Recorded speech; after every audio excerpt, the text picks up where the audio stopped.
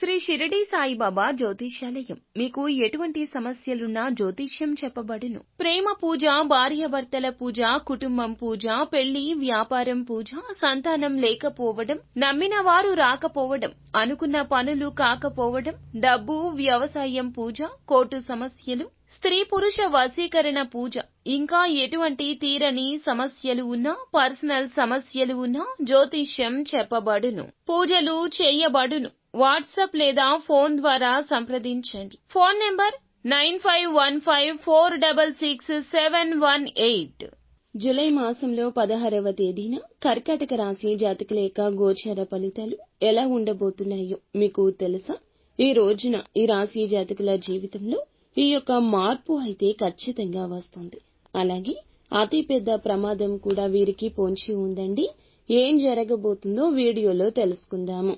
Video నచ్చితే తప్పకుండా ఒక చిన్న లైక్ అయితే చేసి మమ్మల్ని సపోర్ట్ చేయండి.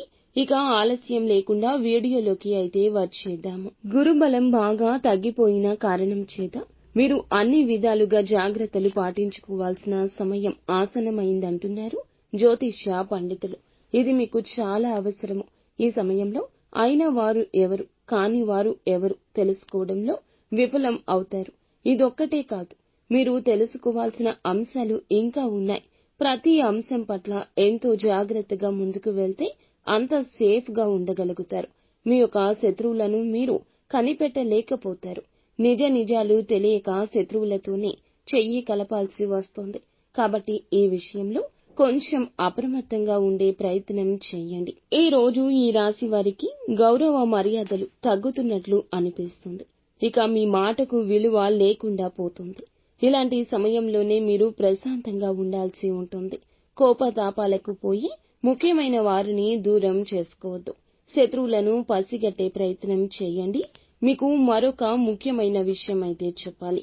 కొన్ని సమయాల్లో అంటే కీలక నిర్ణయాలు తీసుకోవాల్సిన పరిస్థితి వచ్చేసింది. ఇక నిర్ణయం తీసుకోవడానికి సమయం ఏమాత్రమూ లేదు. అప్పుడు మీరు చురుకుగా పని చేయలేకపోతారు. మంచిగా ఆలోచించలేకపోతారు. ఏదో ఒక అడ్డంకి మిమ్మల్ని వెనక్కి లాగేస్తుంది. కొత్త అంశాల పట్ల చాకచక్యంగా వ్యవహరించలేకపోతారు. ఇందు మూలంగానే వివాదం వస్తుంది. అది ఈ రోజు వస్తుంది. వివాదాల్లో చిక్కుకోవాల్సి వస్తుంది. ఆశించిన లాభాలు అందుకోలేకపోతారు. అందుకే ముఖ్యంగా వ్యాపారస్తులు ఈ రోజు మొత్తం కూడా జాగ్రత్తగా ఉండండి. తొందరపాటుతనాన్ని దరిదాపుల్లో కూడా రానివ్వద్దు. ఏ నిర్ణయం తీసుకోవాల్సి వచ్చినా 1కి 10 సార్లు ఆలోచించిన తర్వాతనే ముందడుగు వేయండి. కోపావేశాలు అస్సలు పనికిరావు. ఖర్చులు ఎక్కువగా ఉంటాయి. అయితే ఇవన్నీ కూడా ఉపయోగపడే ఖర్చులే అవుతాయి. మొత్తం మీద ఈ రాశి వారికి ఈ రోజు మొత్తం ఎంత జాగ్రత్తగా ఉంటే అంత మంచిది. ఇక మీరు ప్రతిరోజు కూడా ఇష్టమైన దేవత ఆరాధన చేస్తూ ఉండండి. అంతా మంచి జరుగుతుంది.